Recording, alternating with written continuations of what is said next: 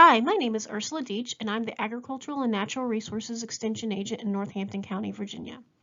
Today, I'm going to be talking about what you need to consider before deciding to become a vegetable farmer. I have come up with 8 considerations. First, you need to consider the location of where you're going to be putting your farm. Second, the soils that are there. Third, the size of your operation. Fourth, the crop that you choose to plant. 5, the equipment that is needed. 6, the labor source that you're going to use. 7, your food safety. And 8, your marketing. One of the first things you want to consider when selecting a location for your vegetable farm is what plant hardiness zone your crop is going to be planted in. In Virginia, we range from zone 6A to zone 8A. As you can see here on the map, the USDA plant hardiness map, on the eastern side of the state, like the Eastern Shore and Hampton Roads, we are in zone 8A, whereas in the western part of the state, we are closer to zone 6A, and in between, we get warmer as you go east. Another thing you want to consider is the site selection. You want to make sure that when you select a site for your vegetable farm, that it is not on a side of a hill that will impact anything that you want to do, getting equipment onto the field, that it's on such a slope. You want to make sure there are no big hazards in the middle of that field area, like maybe a graveyard or something like that. And you also want to make sure that you have plenty of available water for irrigation. That is a key thing that you need for vegetable farming is irrigation, so you need to make sure you have plenty of water. That's one thing that a lot of people forget about is irrigation and having the availability of water. So that's something that is really important to remember. Knowing what's in your soil can determine the successfulness of your crop. Virginia Cooperative Extension will test all vegetable farms, all farms actually, soils by submitting it to their lab in Blacksburg. Soil testing kits can be picked up at your local extension office. A report takes on average 1 to 2 weeks to get back, and it gives you a lot of information. The first thing you need to look at is the pH. Most pHs need to range and be in the range of 5.5 to 7.5. As you can see on this soil test report, this report is at 6.1, so no major Lyme requirements are needed. Another thing when looking at your soil test report is to look at your available nutrient and micronutrient levels. That is your phosphorus, potassium, calcium, magnesium, zinc, manganese, copper, iron, and everything else.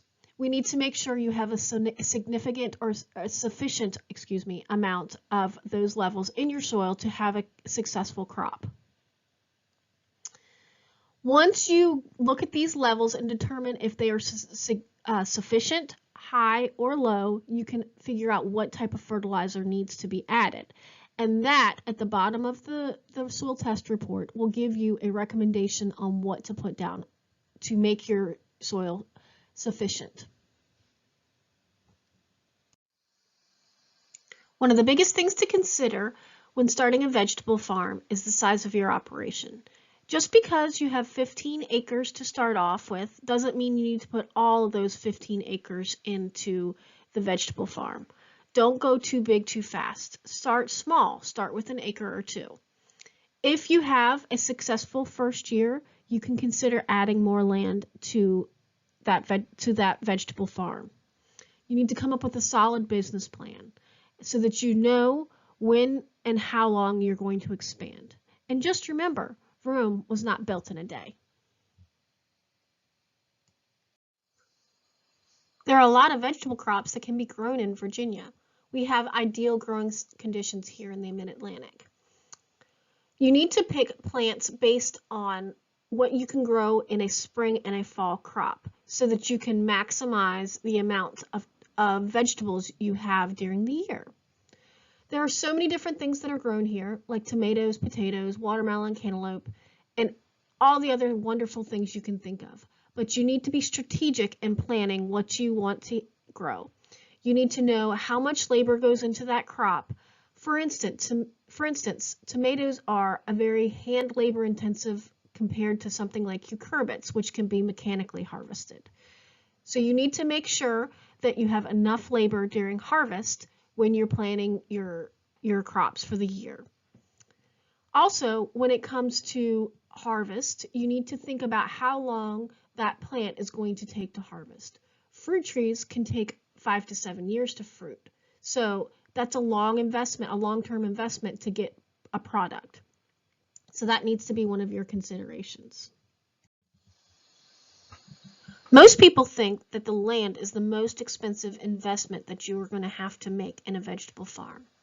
However, you really need to consider equipment. Equipment can get very expensive very fast based on what you are going to need for your operation.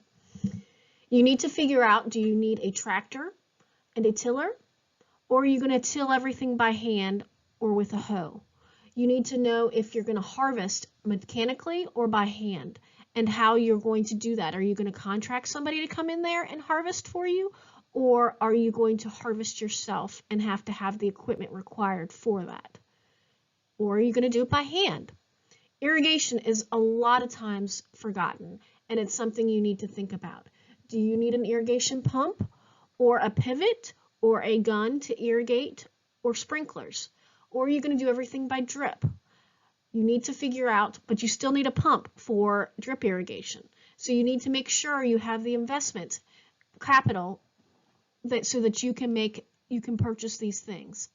Additionally, how are you going to make your pesticide applications? Are you going to buy a sprayer? Are you going to be organic? Or are you going to be sustainable and not utilize pesticide applications? These are all things to consider. When talking to vegetable farmers, labor is the #1 issue each one will tell you that they have issues with every single year on their farm. It's the greatest challenge that they have, is finding their labor source.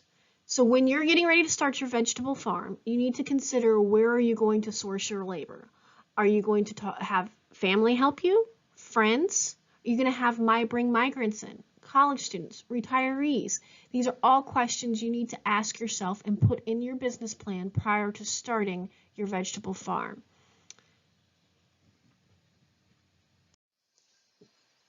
In the past 10 years, food safety has become a major part of vegetable farming.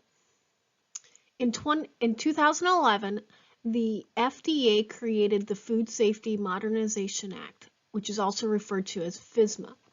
It establishes minimum standards for growing, harvesting, packing, and storing produce. Any farm that produces over $25,000 of sales annually has to submit to these standards. FSMA focuses on agricultural water, biological soils amendments, domestic and wild animals, worker training and health hygiene, equipment, tools, and buildings. In all of these sections, the FDA is wanting to make sure that the best possible methods are being taken to grow your crops and make sure that there are no soil or foodborne diseases attached to those vegetables. This is enforced by the Virginia Department of Consumer Sciences in VDACS, and they have inspectors that will come out and inspect your fields and your produce.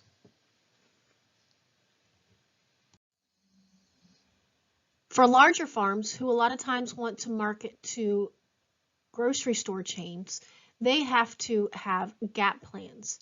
There are several different kinds of GAP plans: the USDA Harmonized GAP, Primus GAP, Global GAP, and they are becoming an industry standard for vegetable farmers in order to sell their produce. This plan outlines how the growers are taking methods to make sure that the vegetables that they are selling are safe for consumers to eat. One of your final considerations to make when deciding if you're going to start a vegetable farm is having a marketing plan. Who is your target market? Are you going to sell at farmers markets, at a farm stand, do a CSA? Are you going to sell to wholesale? How about a produce broker? You need to figure out prior to starting and planting your first crop how you're going to market your produce. And at that, you need to determine how you will store your produce when it is harvested until it is ready to go to market. These are big things to consider because if you can't sell it, even if you can grow it, that doesn't mean you're making any money. Overall, vegetable farming is a big commitment with lots of moving pieces and lots of things to consider. Make sure you start small and work to get bigger. Don't go too big too fast. You can't grow everything. You need to narrow down what you want to grow and focus on what opportunities you have to grow those things. Know the soils that you are growing in and consider all capital investments that you might need. Additionally, food safety is huge and that needs to be a consideration. And finally, have a marketing plan. Thank you for taking time to learn about what it takes to start a vegetable farm.